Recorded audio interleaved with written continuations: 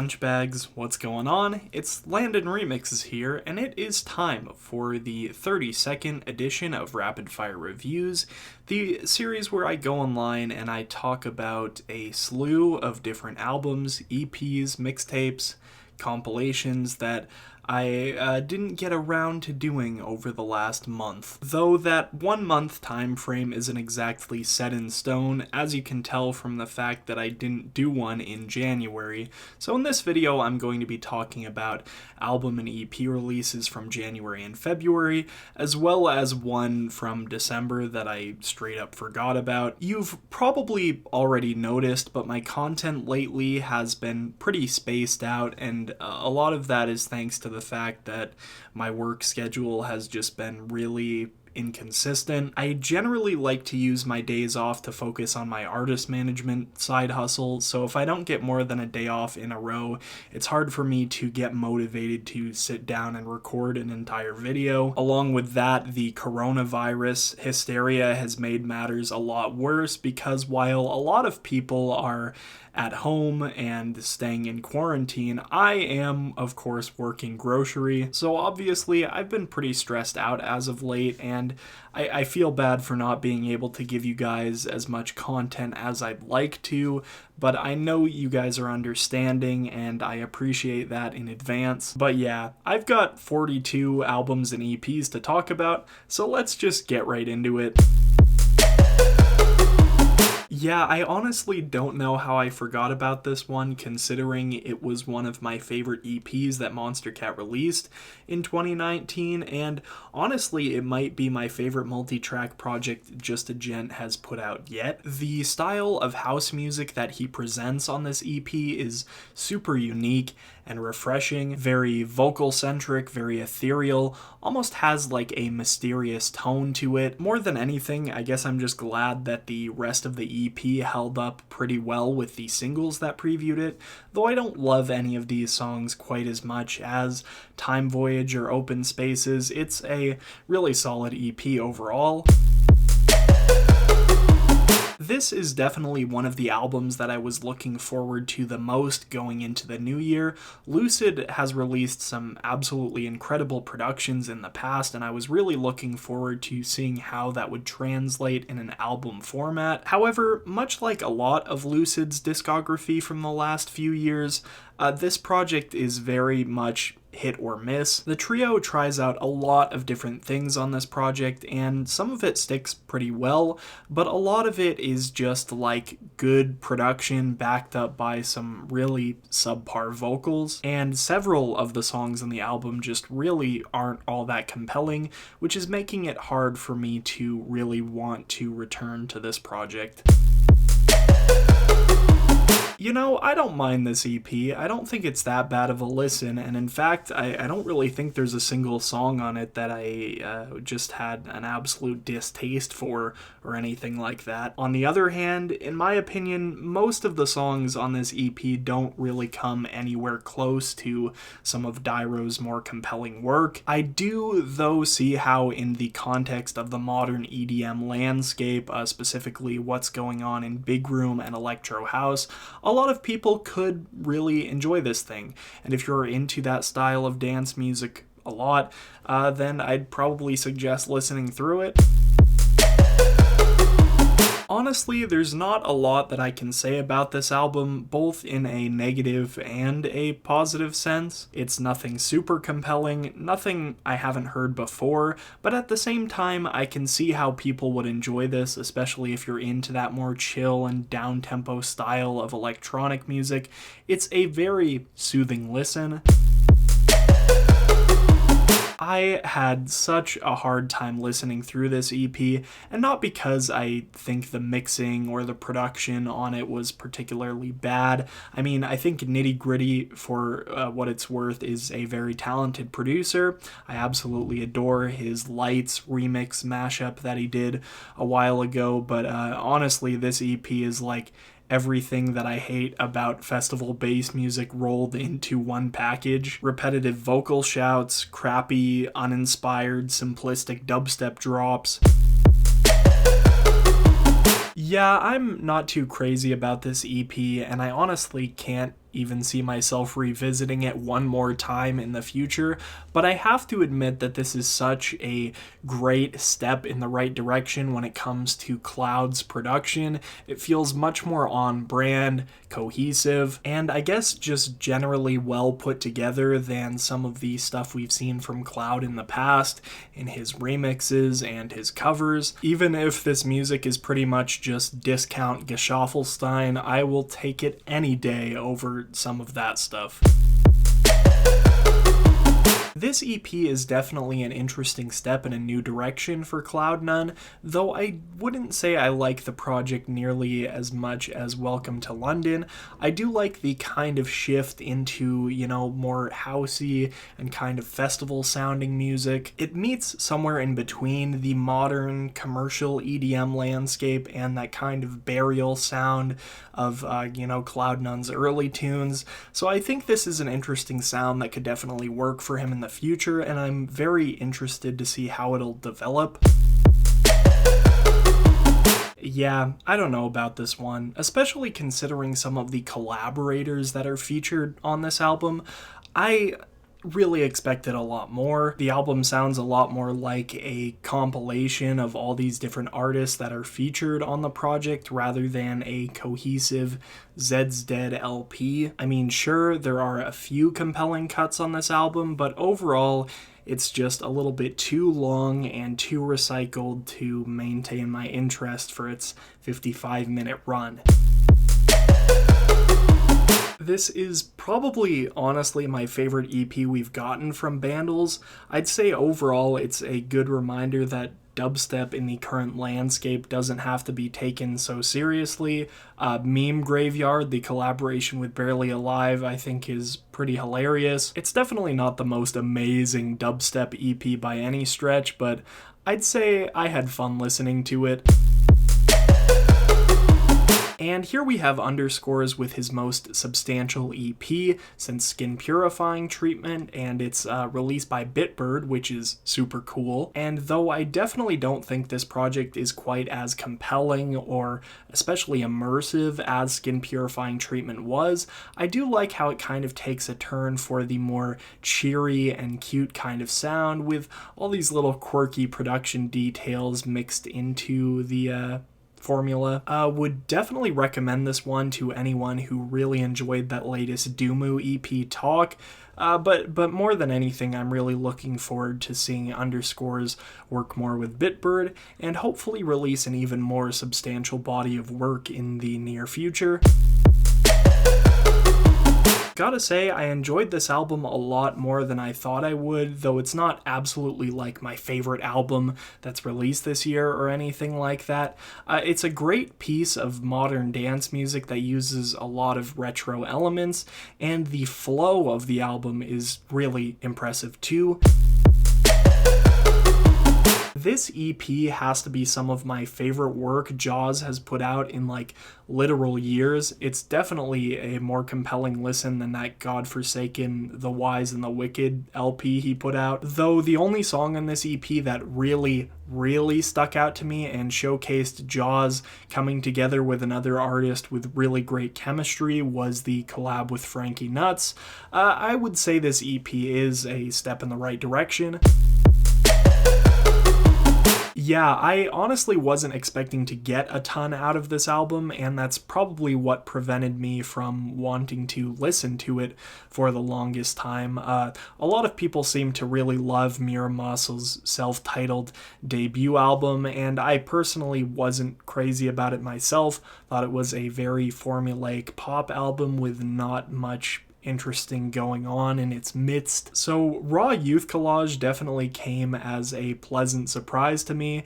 It's a complete departure from that sound of the debut album. It's like a mix of electronic, punk, pop, lo-fi, and a million other things. Most of the time, the sonic experimentation of the project pays off really nicely, at least for me, and I feel like it also does a really good job of showcasing Miramas's skills in a less, conventional setting.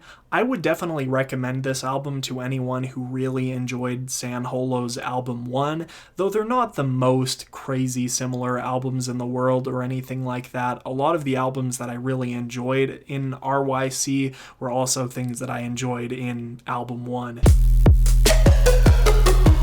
I would say that I enjoyed this album a fair bit, even if mostly for the fact that it reminded me a lot of some of those early albums that really cemented my love for dance music, projects from Feed Me and Deadmau5. Even has that flow that makes it kind of feel like a DJ mix, which was a formula that was in a lot of those early dance music albums I had in heavy rotation. There's also a really cool, 20-minute long electro house tune capping off the end of this album, so if nothing else, I would definitely recommend checking that one out. I'm honestly not going quite as crazy for Calvin Harris's Love Regenerator alias as I'd like to be. I remember Calvin Harris saying that Porter Robinson's Ghost Voices tune under his Virtual Self alias was very inspirational for him, and in that way I feel like, the whole Virtual Self alias might have inspired Calvin Harris to go on and try this new alias, taking on the old school. However, I feel like the thing that made Virtual Self such a special project is that it was kind of a modern reimagining of that, 90s dance music sound, fusing in some of Porter Robinson's, signature elements, whereas Love Regenerator kind of just sounds like Calvin Harris making throwback tracks with no kind of modern twist or anything like that. And that's not to say that this first Love Regenerator EP isn't particularly enjoyable or refreshing in the EDM landscape, but I feel that Calvin Harris could really do so much more with it. This one I checked out on recommendation from my good friend Connor of the Naughty Step channel, and yeah, I like this one a lot, though I wouldn't say it's absolutely my favorite or anything like that. It almost reminds me of a more abstract and jazzy G. Jones, so if you're a big G. Jones EPROM fan, I definitely recommend checking this one out. I guess this one is a step up from What a Time to Be Alive in the way that it's not quite as dull and annoying. I actually quite liked the intro on this EP. I thought it was really funny, but from that point on, it's just not anything all that interesting, at least to me. But at least it's something that I can see myself somewhat enjoying in a live context, even if I don't plan on ever revisiting this EP. I wouldn't say I enjoyed this EP quite as much as a typical Noisia project, but then again, it's a soundtrack. It's not really supposed to be enjoyed as its own body of work, at least from how I interpreted it. However, in terms of a soundtrack, I actually think this collection of tunes is pretty sick. I would love to play the game and hear these songs in action. Definitely not my favorite EP from Draper in his post-Monster Cat career, but I do appreciate how on this EP he seems to be improving a lot with his production and the way he layers his music. I can't really say this album is exactly my thing, not the type of project I can see myself coming back to over and over again throughout the coming months, but undeniably, I think this is one of the best produced albums I've heard all year, so detailed and immersive. If half the artists in the EDM scene put as much attention to detail as ATTLAS did on this album, I think we'd be in a much better scene. This is an album that I was definitely looking forward to, not because I've been the biggest Spencer Brown fan for years or anything like that, but because it follows pretty closely after that amazing FN Pig remix he did last year, and the album definitely isn't bad by any stretch. I think it's a really solid collection of progressive tunes, but nothing on the album really strikes me in the same way emotionally as that remix did. I guess this album is somewhat of a step forward from Yellow Claw's last album, which I don't honestly even remember the name. It was that forgettable. I guess I like Try So Hard. I found it especially enjoyable on my first listen. It's a little fun and cheeky future bass tune, but beyond that, there's not really that much memorable about this album. A lot of that same recycled pop EDM stuff we saw on the last Yellow Claw album, but like I said, it is a slight turn in the right direction, if nothing else. Looking past some of the dreaded generic indie music on this album, I actually think it's a pretty good listen. The more dance music leaning songs on this album feel like a more organic and refreshing take on the genre, and I can definitely appreciate those, though if I were to recommend it, I would probably suggest skipping the first couple tracks. And here we have yet another pretty solid album from Rameses B. I don't necessarily like it quite as much as Spacewalk 3, which is debatably my favorite project he's done yet, but it's definitely on par with the albums he's given us thus far. Does a really good job of showcasing him in all of his different styles. I don't necessarily like this one quite as much as Vorso's last 2 or even 3 EPs. For being an EP though that's pretty much just locked into drum and bass, I think it's pretty solid. Definitely helps solidify Vorso as one of the better drum and bass producers in the game right now. Why? I mean, for being a largely melodic dubstep album, I don't think it's the absolute worst. It definitely isn't quite as disappointing as that Jason Ross album for me, but it's honestly just as generic and manufactured, and to make matters even worse, the mixdowns are just so bad! Come on guys, I've seen you do better, I know you can do better, I want to see you hit your full potential, but this is just not even trying. I can't believe I opened my heart to a new Galantis album again, and they shattered my heart into a million pieces. Again, I even thought this thing might be a really good listen after getting through the first couple tracks, but then it just goes right back to rock bottom once again. It's probably even worse than the Aviary for me. At this point, I'm not even sure if I ever want to listen to anything again with Galantis' name attached to it. On a brighter note, we've got this new EP from I.O., which honestly might be my favorite EP from him yet. It seems like he's paying a lot more attention to the melodic elements in his music and really bringing that out more. Some really, really good techno on this project. I'm even finding myself enjoying it during at-home listening sessions, which is really strange for that genre for me.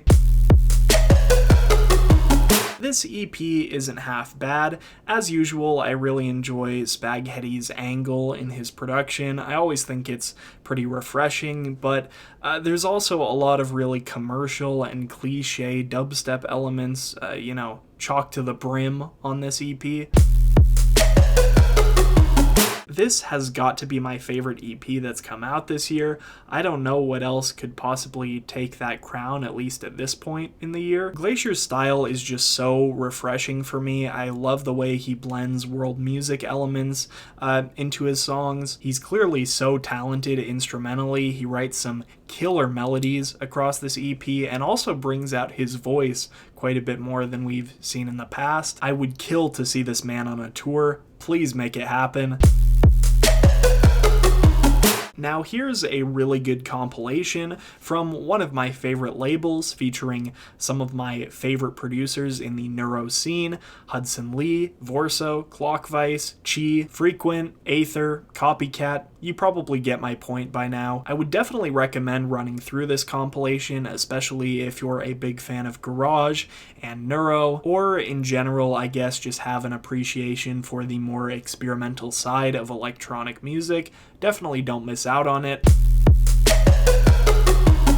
Yeah, I have similar feelings to this EP as I do with the initial Love Regenerator EP, though this project seems to be a little bit more focused on the melodic elements rather than like the acid kind of club side of, that sound Calvin Harris is going for. At this point though, I just want a full-length Love Regenerator album to kind of get a full picture of what exactly Calvin Harris is trying to do with this project. I'm tired of the teases. I adore No Mana, and I have for years. I honestly wish more artists in the EDM sphere put as much love and attention into their artist projects as he does, handling everything, of course, from the music, to the art, to the visuals. And when it comes to the enjoyability of the individual songs on this album, I think it's a pretty good project, but when listening to it straight through, I don't think so as much. I feel like when house artists are putting out a project of this volume, you either have to mix everything together and make kind of a continuous mix out of your album, or just kind of trim everything down and give, some like radio edit segments of the songs that you've put together, but this album really doesn't do either of those. It feels like a compilation more than anything to me, like I'm listening to just back-to-back extended mixes of house songs with no like kind of creative transitions or like any rhyme or reason to it. Looking past that though, I do quite like a few of the songs on this album, especially Phoenix Up might honestly be one of my favorites No Mana has ever done. Yeah, I think this EP has shown me that at this point I enjoy Salvatore Ganacci a lot more as a personality than a music producer, which is not necessarily a good thing. Like, honestly, when just listening to the music completely isolated and not attached to the artwork or the visual music video or like live videos of him DJing, the music really doesn't speak for itself. I do think that Antidote remix though is really sick. I would love to see that one get a release. Black and Blue for me isn't nearly as good as Sarawak, and honestly, I wasn't really expecting it to be. However, that doesn't mean you shouldn't listen to it. The EP is still an excellent example of why Slumberjack is one of the most interesting names in the trap and the future bass scenes right now. Admittedly, I do enjoy the more festival-oriented tunes on this EP the most. They feel a little bit more refreshing to me than the more poppy ones, but yeah, really enjoyed Hades and North. I love it. I really do. This might be my favorite EP from Basic yet. His approach is just so unique, and I love it how he doesn't seem afraid to push outside the box at any opportunity he gets. There were points on the EP that legitimately had me tearing up because, like, what I was experiencing was something that I had never experienced before. His style of like dark and heavy meets melodic meets experimental is just so amazing. If you aren't following him yet, please do, and don't be afraid to start with this EP. Yeah, this album isn't really my cup of tea per se, though there are quite a few songs that I did find myself enjoying quite a bit, and overall I'd say I really enjoy, Mihawk going in this direction. I think it feels much more natural for her than some of the early EDM stuff we were getting in her career, so it's nice to see her kind of filling her own niche.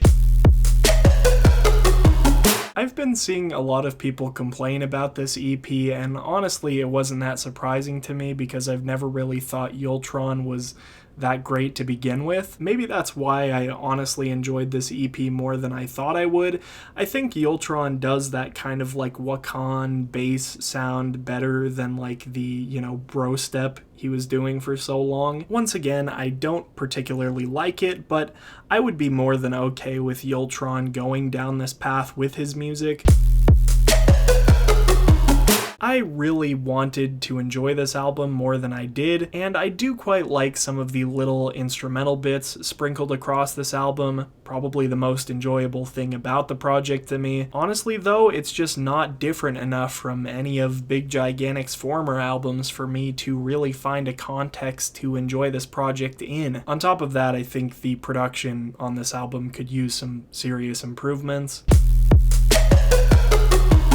I really like this EP, might actually be my favorite body of work Disclosure has put together since Settle. Absolutely packed with classic and classy sounding house music that pays its respects to its predecessors. I am particularly fond of the title track on this EP, though I would definitely recommend giving the full thing a spin, especially if you're an avid house music fan.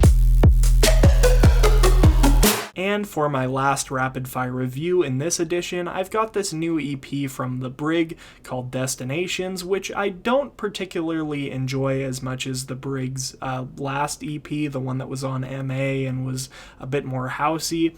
Though this one here, released on Circus, I do quite like The Brig's unique approach to brostep, especially on songs like Garbage Boat and Mushroom Island. Definitely a pretty weird take on the genre, but I found it enjoyable nonetheless. And that is going to do it for this edition of Rapid Fire Reviews. As always, if you guys want to check out any of the albums or EPs that I discussed in this video, I'm going to have all of the Spotify links in order down in the description below. And if you have any thoughts you would like to share with me, feel free to leave them down in the comment section. If you enjoyed this video and you want to see more content like it, make sure to consider hitting the subscribe button if you haven't subscribed already, and also leave me a like. It feels good. Anyway, I'm Landon Remixes, and I'll see you guys next time. Peace.